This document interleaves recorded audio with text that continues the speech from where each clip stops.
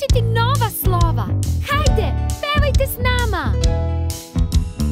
Koje nam je danas na redu slovo? Nek bude slovo N za nešto novo. Pokaži nosoroga što šeta po travi. Od koje dve boje se narandžasta pravi. Dodirni svoj nosić, odgovor je blizu. Pobedi drugare u današnjem kvizu.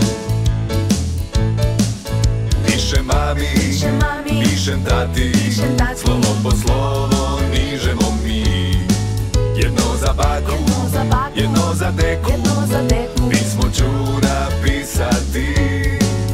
Abecedu kad naučim, oni bit će ponosni.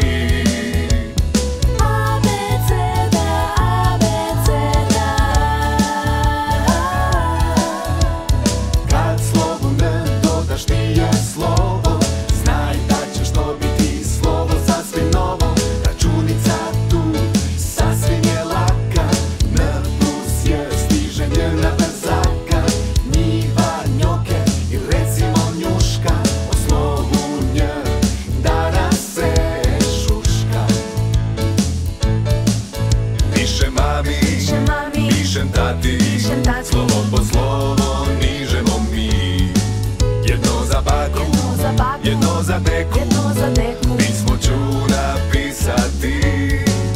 Abecedu kad naučim, oni bit će ponosni.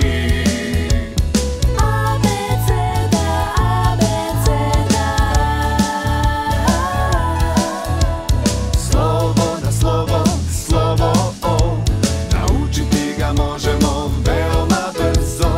Ovca, ormar ili olovka, ili možda lepa orhideja neka. Sve su to pojmovi na slovo O, vidjet ćeš da o naučiti je lako.